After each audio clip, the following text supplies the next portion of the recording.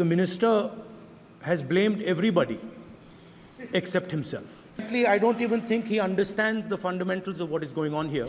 The Indian examination system is a fraud. Millions of people believe that if you are rich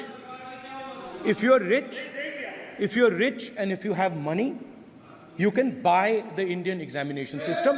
मेरे को मेरे राज्य की, मेरे सूबे की जनता की स्वीकृति मिली है। मैं किसी की, मेरे बौद्धिक और मेरे संस्कार की सर्टिफिकेट मेरे को सारी सदन में किसी से नहीं चाहिए। ये जो कहा गया देश की अभी की एग्जामिनेशन सिस्टम रबिश है सर, इससे दुर्भाग्यजनक बयान देश की नेता प्रतिपक्ष का कुछ नहीं हो सकता है।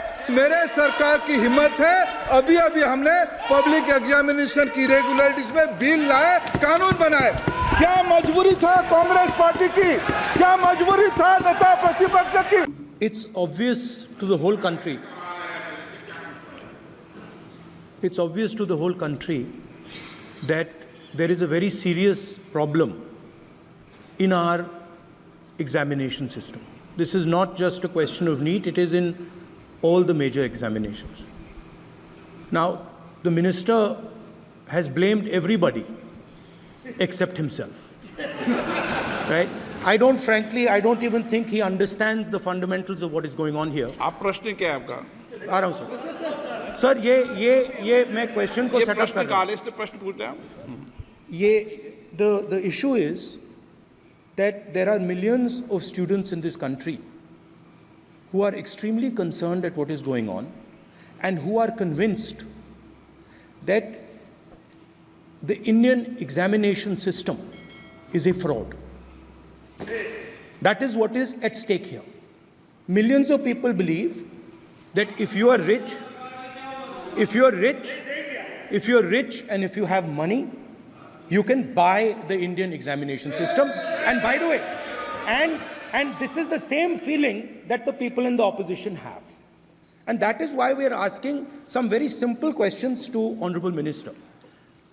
Number one, as this is a systemic issue, what exactly are you doing to fix this issue at a systemic level? मेरे जो शिक्षा है, मेरे जो संस्कार है, मेरे जो सामाजिक जीवन है, मेरे को मेरे राज्य की, मेरे सूबे की जनता की स्वीकृति मिली है। मैं किसी की, मेरे बौद्धिक और मेरे संस्कार की सर्टिफिकेट मेरे को सारी सदन में किसी से नहीं चाहिए। देश की प्रजातंत्र में चुन के मेरे नेता प्रधानमंत्री मोदी जी को प्रधानमंत्री की भूमिका दिया है। मैं उनकी निर्णय से यहाँ उत्तर दे रहा हूँ सदन को। बाकी ये कहना चिल्लाने से सच झूठ नहीं हो जाएगा साहब। ये जो कहा गया देश की अभी की एग्जामिनेशन सिस्टम रबिश है सर, इससे दुर्भाग्यजनक बयान देश की नेता प्रतिपक्ष का कुछ नहीं हो सकता है सर। मैं कठोर शब्द से उसको निंदा करता हूं। बाकी रहा, मैं सर आपके सामने, आपके माध्यम से देश के सामने सर एक तथ्य रखता हूं सर। जिन्होंने रिमोट से सरकारें चलाई है, 2010 में 3 बिल आया था सर शिक्षा सुधार के लिए। उन्हीं की पार्टी के नेता आदरणीय कपिल सिब्बल साहब 3 बिल लाए थे।